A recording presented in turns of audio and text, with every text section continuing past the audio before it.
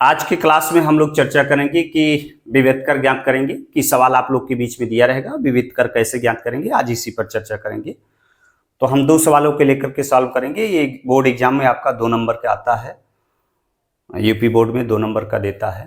तो हम लोग प्रारंभ करते हैं, कैसे लगाते हैं कैसे नहीं लगाते। तो बड़ा रिलैक्स होकर के हम लोग चलते हैं, ये नहीं कि बहुत फास्ट चलेंगे और ये भी नहीं कि बहुत स्लो चलेंगे।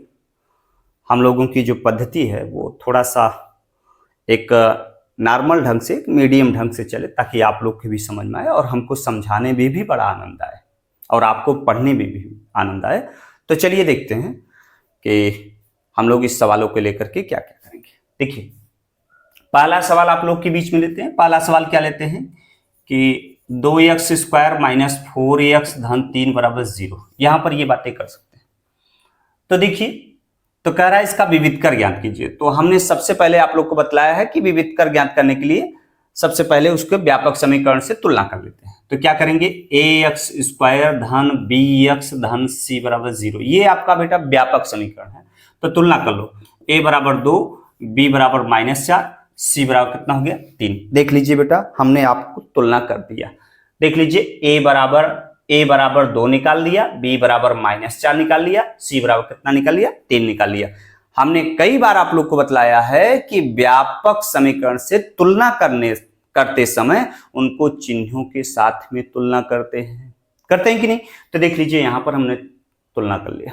अब देख लीजिए, विविध कर ज्ञात कीजिए। तो d बराबर क्या करेंगे, d बराबर b² - 4ac, ये फार्मूला होता है। तो यहां पर आप रख सकते हैं कि b की वैल्यू कितनी है बेटा, -4 का स्क्वायर, -4 है तो 4, a का वैल्यू कितना है 2 है, c की वैल्यू कितना है 3 है।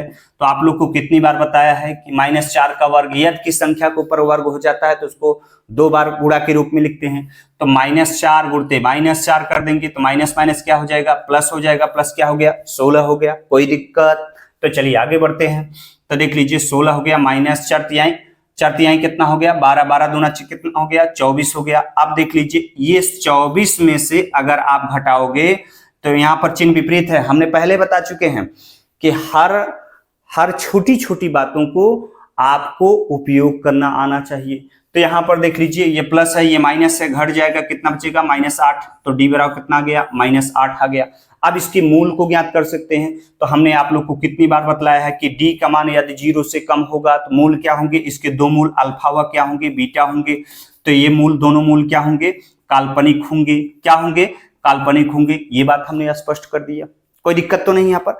तो यहाँ पर हमने आपको बताया कि d बराबर -8 है। तो d अगर जो होता है लेस है, 0 से लेस है, d का मान 0 से कम है, तो उसके अल्फा व बीटा, इसके 2 मूल होंगे, अल्फा व बीटा क्या होंगे, काल्पनिक होंगे।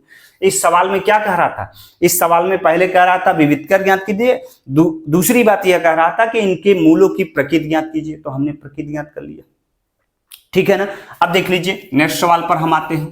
क्या करते हैं, नेक्स्ट सवाल पर देख लीजिए, एक और दिया है सवाल। हम आप लोग के बीच में एक सवाल और प्रस्तुत करेंगे और उसके बारे में हम बतलाएंगे कि उस सवाल को कैसे लगाया जा सकता है। अगर आप सवालों को नहीं, उनकी नियमावली को आप समझो, बात समझ में आ रही है। तो यहां पर देख लीजिए, इसको क्या करेंगे, एक सवाल और लेते हैं। 3x² - 4x धन a = 0 और d की वैल्यू कितना दिया है, 88 दिया है। कह रहा है कि विविध कर दिया है। क्या दिया है, विविध कर दिया है। तो कह रहा है कि यहां पर जो अचर पद गायब किया है, अचर पद यहाँ पर c था, c के स्थान क्या दे दिया, a दिया है, b के स्थान -4 है, a के स्थान 3 है। तो कह रहा है यही c की वैल्यू आपको ज्ञात करना है। द्विघात समीकरण का जो अचर पद गायब किया है, जो गुणांकों को गायब किया है, उन्हीं गुणांकों को आप देख दीजिए, कोई दिक्कत नहीं है ना। तो आप देख लेते हैं, पहले तुलना कर लेते हैं। क्या तुलना करेंगे बेटा, ax² धन bx धन c = 0, यही व्यापक समीकरण है द्विघात का। क्या है, व्यापक समीकरण है। तो देख लीजिए, तुलना कर लीजिए।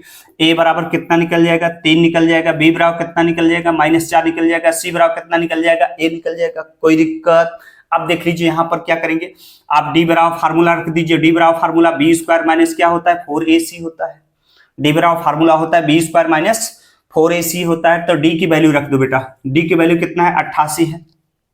अब यहां पर b का मान कितना है, -4 का स्क्वायर है और -4, a का मान कितना है, 3 है। c का मान पूछ ही रहा है, सी का मान पूछ ही रहा है, सी का मान क्या रख सकते हैं, ए रख सकते हैं। देख लीजिए सी के स्थान पे ए रख दिया, ठीक है।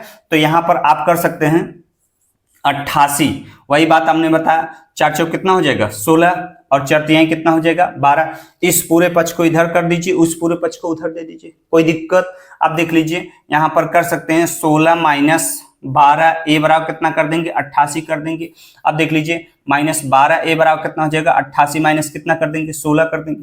तो यहां पर आप बात ये समझ सकते हैं, तो यहां पर क्या कर देंगे माइनस 12 ए बराबर ये घट जाएगा तो कितना हो जाएगा 72 हो जाएगा, हो जाएगा कि नहीं हो जाएगा 72 हो जाएगा। तो यहां पर थोड़ा सा इसको, इस सवाल को जो होता है यहां पर बता देते हैं, देख लीजिए, देख लीजिए यहां पर बता देते हैं, क्या बता देते हैं। तो माइनस 12 ए बराबर कितना कर देंगे 72 है। अब इस माइनस को उधर ले जाएंगे तो माइनस माइनस क्या हो जाएगा, यहां पर चला जाएगा माइनस और प्लस गुणा माइनस 72 हो गया। एक मान निकालेंगे तो माइनस 72 बटे कितना हो जाएगा 12, बरछन कितना हो गया, तो एक मान कितना आ गया आपका -6। ये रहा आपका आंसर। आप इसी आधार